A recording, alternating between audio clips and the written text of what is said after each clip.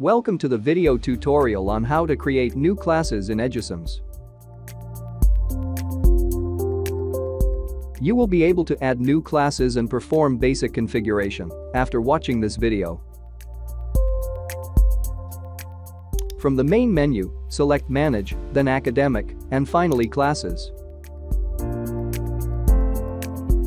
Select Campus, Program, and Course. A green button with a plus sign will appear in the upper right corner. Click on it to add a new class. Click the green button. A modal window will appear with the title of the course in which you are creating the class.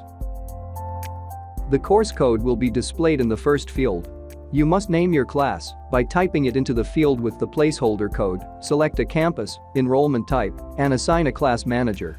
Two class managers can be assigned to the same class. Assign teachers to the subjects offered in this class on the right, or do so later. When you're finished and satisfied, click the Save button in the bottom right corner.